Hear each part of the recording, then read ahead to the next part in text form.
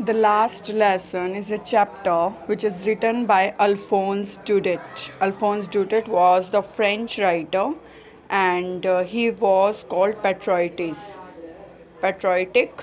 and because he also know about the patriotism, he know about the importance of patriotism, and in this chapter you also come to know about the patriotic feeling of a writer that was Alphonse Daudet, and he was a French writer. So he describes about the clash between France and Germany. He also describes that the Prussia also describes about her control on the France, and the French language is also be replaced by the Germany.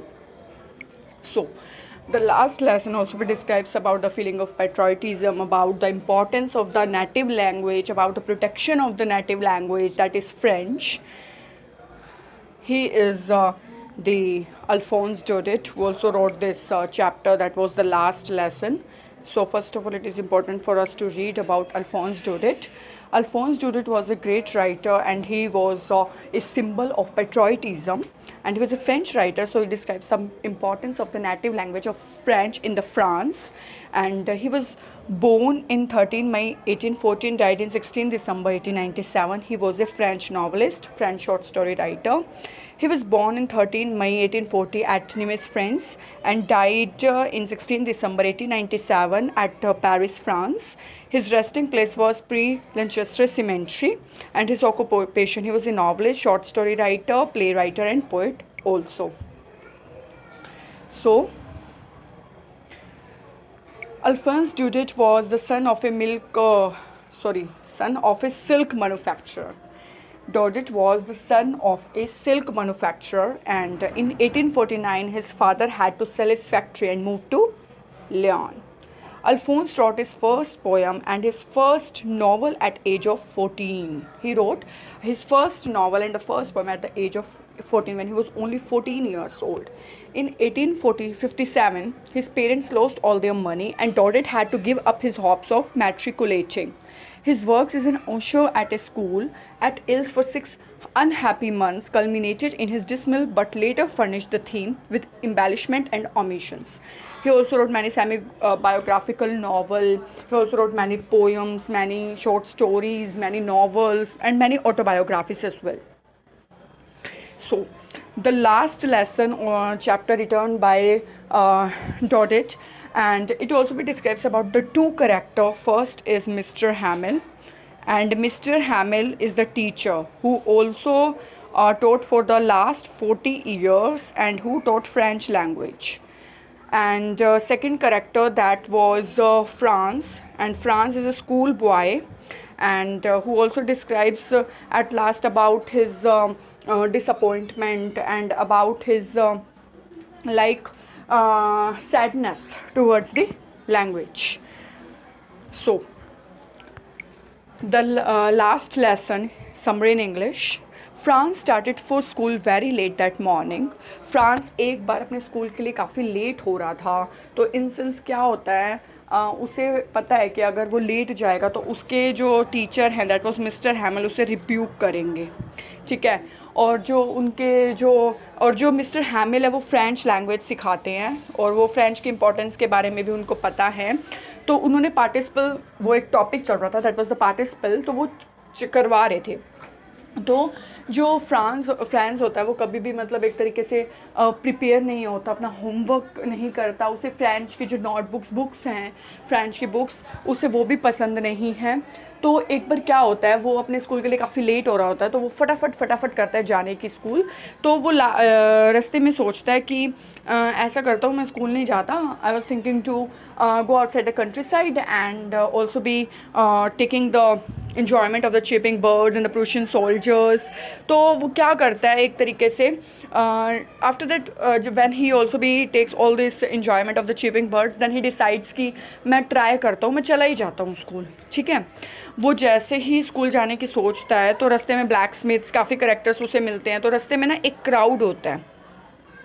Persons का crowd होता है bulletin board पे, और bulletin board पर है ना एक notice लिखा होता है, और उस नोटिस पे मेंशन होता है कि अब फ्रेंच लैंग्वेज की जगह पर जर्मन लैंग्वेज सिखाई जाएगी। This is the notice.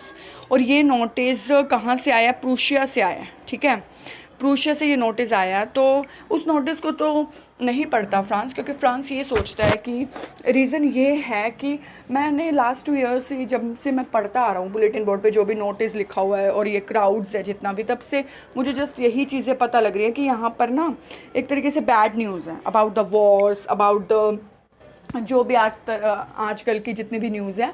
तो मैं I was not interested and I am not interested to read this notice which is also be displayed on the note bulletin board. तो वो कहता है कि मैं चला ही जाता हूँ, मैं पास ऑन होता हूँ यहाँ से। तो क्या होता है, वो स्कूल जाता है, स्कूल में काफ़ी शांति होती है। क्यों? क्योंकि स्कूल में एक तरीके से लास्ट डे होता है फ्रेंच लैंग्वेज का, ठीक है, द लास्ट लेसन। इसका नाम इसलिए रखा गया क्योंकि last lesson of French language in the France, ठीक है। जो फ्रांस है उसे 2 डिस्ट्रिक्ट्स में फ्रांस पर जब जर्मनी ने या प्रूशिया ने अपना कंट्रोल कर लिया था, तब फ्रांस को 2 पार्ट्स में डिवाइड कर दिया था, अल्सेक में और लोरेन में, ठीक है। और अल्सेक और लोरेन में ये ऑर्डर आ गया था प्रूशिया की तरफ से कि केवल अब जर्मन भाषा सिखाई जाएगी, फ्रांस नहीं सिखाई जाएगी।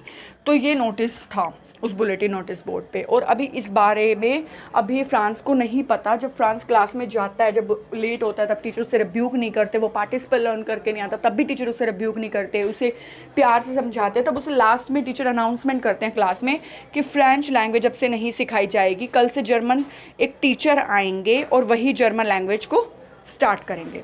अब ये लोग फ्रांस के हैं, तो इनके लिए जो फ्रेंच लैंग्वेज है वो एक नेटिव लैंग्वेज है, ठीक है।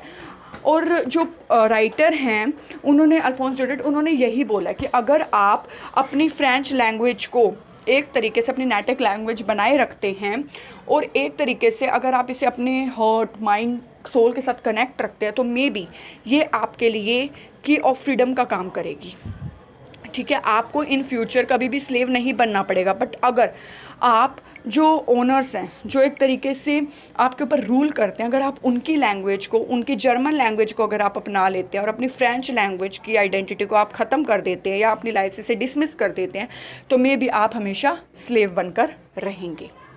तो देखिए, Franz started for school very late that morning. He was afraid of being scolded because Mr. Hamill was to caution them on participles and he didn't know the first word about them. He thought of running away and spending the day out of doors. The warm bright day, the chirping birds and the Prussian soldiers drilling in the open field back of the sawmill were tempting, but he resisted the temptation and hurried off to school. अब देखिए, पहली line यही आगे, Francis school के लिए काफ़ी late हो गया था और वो काफ़ी डर रहा था कहीं मिस्टर हैमिल उसे स्कोल्ड ना करें। क्यों? क्योंकि वो उससे आज क्वेश्चन पूछने वाले थे ऑन द पार्टिसिपल्स, और उसे पार्टिसिपल्स के बारे में तो पता ही नहीं था, एक सिंगल वर्ड भी नहीं पता था।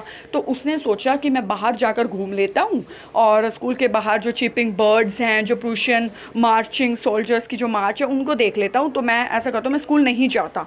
बट फिर वो दूसरी तरफ सोचता कि मैं फटाफट स्कूल जाता हूँ जल्दी में और मैं बिना नोटिस किए अपने डेस्क पर जाकर बैठ जाऊँगा। आफ्टर दैट देखिए, there was a crowd in front of the bulletin board. Bulletin board पे क्राउड था, जैसे कि मैंने अभी आपको स्टोरी में बता ही दिया था। टाउन हॉल के नज़दीक वॉचर, एक ब्लैक स्मिथ थे, उन्होंने फ्रांस को कहा कि स्कूल इतनी जल्दी क्यों जा रहे हो, स्कूल जाने में तो भी टाइम है। He assured the boy that he would get to his school in plenty of time. Usually there was a great bustle when the school began, but that day everything was so quiet a Sunday morning. और Franz अब काफ़ी shocked है। Franz is shocked. Why he shocked? The reason is कि school में काफ़ी शांति है, और school में तो कभी शांति होती नहीं, स्कूल में तो नॉइस होता है। टीचर पढ़ा रहा है और एक तरीके से बच्चे शोर मचा रहे हैं, बच्चे क्वेश्चन पुट कर रहे हैं, तो वहाँ पर शांति है। और ये जो पीस है ना, ये एक तरीके से शौक का रीज़न है, शौक का मीडियम बना है। किसके लिए शौक का मीडियम बना है? ये शौक का मीडियम बना है ओनली फॉर द फ्रांस के लिए। Through the window, Franz saw his classmates already in their places and Mr. Hamill walking up and down with his terrible iron ruler under his arms. अब देखिए, France जैसे अपनी class के अंदर आ रहा था तो पहले ही उसने अपने विंडो में से देख लिया, बाहर से अपनी क्लासरूम को बाहर से देख लिया विंडो से कि ये सभी क्लासमेट्स तो अपने अपने प्लेसेस पर बैठे और मिस्टर हैमिल जो मेरे टीचर है ना, वो इधर उधर वॉकिंग अप कर रहे हैं और उनके हाथ में एक ना रूलर है, ठीक है, उनकी बाजू में रूलर है। France open the door, France ने जैसे ही दरवाज़ा खोला और अंदर चला गया। ही ब्लश्ड, ब्लशिंग होने लगा और फ्राइटेंड, डरने लगा कि कहीं मिस्टर हैमिल उसे देख लेंगे और उसे डांटेंगे। बट मिस्टर हैमिल ने उसे नहीं डांटा, क्योंकि मिस्टर हैमिल का ना लास्ट डे आज स्कूल में, ठीक है। और लास्ट डे होने के नाते जो टीचर्स हैं वो हमेशा भी ये कहते हैं कि हम अपनी जो आइडेंटिटी है और जो मतलब हमारा जो लास्ट डे, तो आज हम प्यार से क्यों ना बिताएं। तो मिस्टर हैमिल ने कहा, very kindly asked him to go to his place, बड़े प्यार से कहा कि जाओ तुम अपनी सीट पर जाकर ना बैठ जाओ। ये देखो, अब एक तरीके से देखिए ये कैसे मिस्टर हैमिल अपनी जगह पर बैठे हैं, सभी बच्चे पढ़ रहे हैं अपनी अपनी सीट्स पे। ये फ्रांस खड़ा है। फ्रांस एक तो पहले तो देख रहा है और धीरे धीरे अंदर आ जाता है। अब उन्होंने देख लिया तो वो ये कह रहे हैं कि जाओ तुम अपनी सीट पर आराम से जाकर बैठ ही जाओ। उन्होंने डांटा नहीं। Franz notice that their teacher had put on his beautiful green coat. अब फ्रांस ने देखा कि अरे ये तो काफ़ी शॉकिंग बात है कि आज टीचर ने इतना ब्यूटीफुल ग्रीन कोट क्यों डाला है। उनकी शर्ट भी फ्रिल्ड है और उन्होंने लिटिल ब्लैक सिल्क कैप भी डाली और वो भी एम्ब्रॉयडरी हो रखी है। He wore this only on inspection and prize days. ये चीज़ें तो वो अक्सर जब उन्हें प्राइज़ मिले, मतलब जब प्राइज़ फंक्शंस होते हैं और इंस्पेक्शन होता है, जब इन्हें कहीं इंस्पेक्शन करने जाना होता है राउंड पे, तब ये डालते हैं। बट आज क्या है, जो विलेज के पीपल हैं were sitting quietly on the usually empty back benches. जो विलेज के पीपल हैं ना वो भी आ जाए और वो एम्प्टी बैंक बेंचेस पर, पीछे जो खाली बेंचेस हैं वहाँ पर बैठे हैं। एवरीबडी लुक सैड, सभी सैड भी हैं। And Hauser had brought an old primer. तो वो ये कह रहे हैं कि ये चीज़ें हैं ना ये काफ़ी मतलब पुरानी लग रही हैं, मतलब ये चीज़ें हो क्या रहा है, व्हाट इज़ दिस। ये जो पैराग्राफ है, this was the shocking point for the France. Now, Mr. Hamill said that it was the last lesson he would give him. अब मिस्टर हैमिल ने बता ही दिया कि आज मेरा ना लास्ट डे है, आज लास्ट लेसन है फ्रेंच का, तो आप फ्रेंच लैंग्वेज कल से नहीं पढ़ेंगे। तो जब ये बात सुनता है फ्रांस तो वो काफ़ी डिसअपॉइंटेड हो जाता है, काफ़ी दुखी हो जाता है, क्योंकि वो ये सोचता है कि मैंने तो कभी इस बुक्स की, कभी इस लैंग्वेज की, कभी इस टीचर की कभी रिस्पेक्ट की ही नहीं है। बट आज वो चीज़ मेरे हाथ से जा रही है, तो आज उसे पता लग रहा है कि ये चीज़ उसकी लाइफ में कितना इंपॉर्टेंट रोल प्ले करती थी, ये चीज़ें उसकी लाइफ में कितनी इंपॉर्टेंट थी। तो अब वो ये कहना चाह रहा है, ही सेड कि देखो अब ये जो ओल्ड बुक्स थी ना फ्रेंच लैंग्वेज की, जिसे मैं कभी पसंद नहीं करता, तो वो आज मेरी ओल्ड फ्रेंड्स बन चुकी हैं। और मैं मिस्टर हैमिल अपने टीचर की बहुत रिस्पेक्ट करता हूँ आज से, जब मुझे ये पता चला कि ये चीज़ें मेरी लाइफ से दूर जाने वाली हैं। Henceforth only German was to be taught in the schools of Alsace and Lorraine. अब मिस्टर हैमिल ने बता दिया कि आज लास्ट लेसन सिखाया जाएगा, जो जर्मन लैंग्वेज है ना वही अल्सेक और लोरेन जो 2 डिस्ट्रिक्ट्स हैं फ्रेंच की, वहाँ पर जर्मन ही सिखाई जाएगी। न्यू मास्टर कल से आएंगे, the new master would come the next day. This was their last lesson of French. आज वो फ्रेंच का लास्ट लेसन रीड करेंगे और वो ये चाहते हैं मिस्टर हैमिल कि सभी अटेंटिव बनकर बैठे। अब देखिए बात हो रही थी कि जो लास्ट के खाली बेंचेस हैं वहाँ पर विलेज के लोग क्यों आए। वहाँ पर विलेज के लोग इसलिए आए हैं क्योंकि वो अपनी रिस्पेक्ट दिखाना चाहते हैं towards their native language of French and towards the French teacher that was mister हैमिल। France felt sorry that he had not learned his lessons properly. France को आज काफ़ी बुरा लग रहा है, काफ़ी वो सॉरी महसूस कर रहा है। क्यों? क्योंकि उसने कहा कि मैंने अपना लेसन तो अच्छे से तैयार किया ही नहीं है। The idea that mister Hamel was going away made the narrator forget all about his ruler and how cranky he was. देखिए अब मिस्टर हैमिल को ना आज ये आइडिया भी नहीं आया कि मुझे बच्चों को डांटना है या मुझे अपना रूलर भी यूज़ करना है। मतलब आज ऐसा डे है कि मैं काफ़ी अपसेट हूँ। और हाउ क्रैंकी मतलब होता है एक तरीके से काफ़ी कड़क, ठीक है, गुस्से वाला। Now friends understood why mister Hamel had put on his fine Sunday clothes and why the old man of the village were sitting there.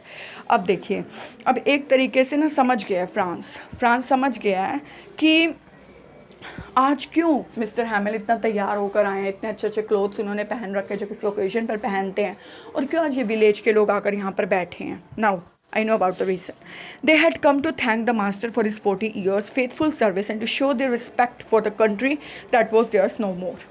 अब देखो अब वो यहाँ पर आए हैं क्यों? मास्टर को थैंकफुल करने आए हैं एक तो, सेकंड वो आए हैं एक तरीके से उनकी फेथफुल सर्विस के लिए उनको थैंक बोलने और रिस्पेक्ट दिखाने आए हैं उनको और अपनी कंट्री की लैंग्वेज को।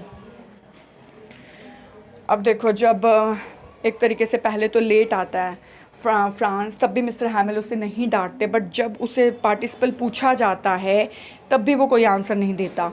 और जो मिस्टर हैमिल है वो जस्ट ये बोलकर ही समझा देते हैं कि अब कोई भी फ्रेंच लैंग्वेज जो उनकी नेटिव लैंग्वेज है उसे याद नहीं करता, उसे सीरियस नहीं लेता, बट अब तो वो चीज़ आपके हाथ से जा ही रही है. Mr. Hamill asked Franz to recite, but he stood there silent. The teacher did not scold him. He confessed that his parents and he, the teacher, were at fault. Then he talked of the French language and the most beautiful language in the world, the clearest and the most logical.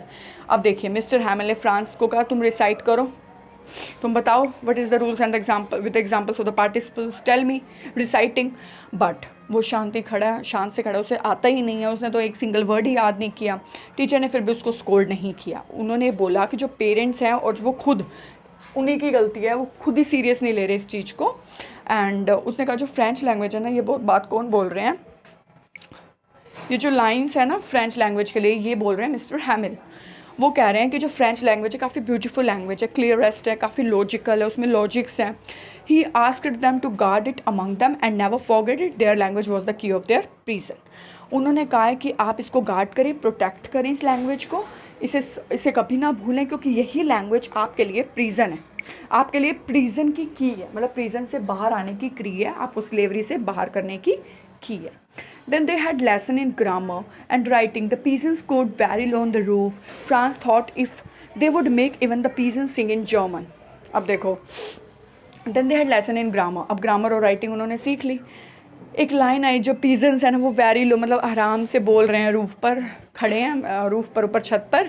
France सोचता है कि शायद even the peasants sing in German, क्या पता कल को peasants भी German में गाएंगे क्या. All the while mister Hamel was sitting motionless in his chair. Mister Hamel अपनी चेयर पर सिटिंग मोशनलेस बैठे हैं और गेजिंग घूर रहे हैं एट वन थिंग और द अदर, कभी एक को कभी दूसरे को.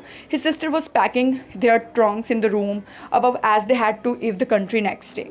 तो जो मिस्टर हैमिल की सिस्टर है वो रूम में, मतलब अपने जो ट्रंक्स वगैरह है ना वो सब पैक कर रही है, कपड़े वगैरह, क्योंकि कल ही उन्होंने ईव करना है, मतलब जाना है इस कंट्री से, क्योंकि कल से तो जर्मन लैंग्वेज सिखाई जाएगी.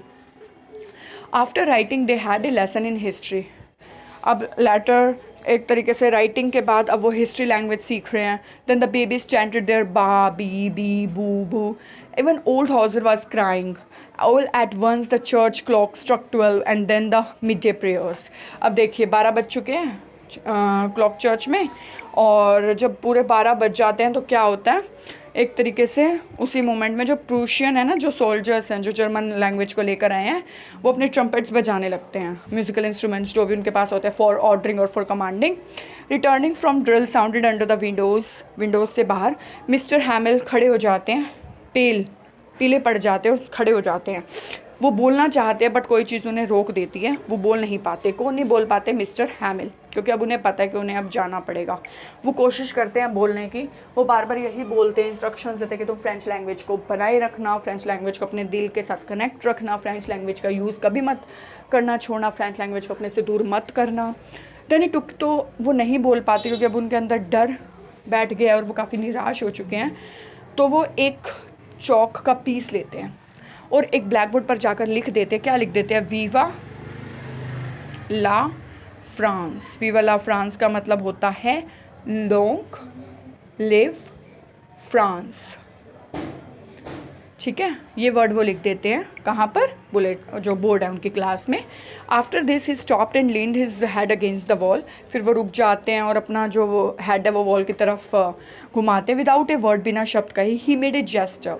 उनके जो जेस्टर होते हैं ना, जो हाथों के जो जैसे वो मूवमेंट करते हैं अपने हाथों से, टू इंडिकेट, क्या इंडिकेशन कर रहा है कि जो स्कूल है वो ख़त्म हो चुका है, was dismissed and they might go. सभी यहाँ पर जो भी बैठे हैं वो सभी जा सकते हैं. ये देखिए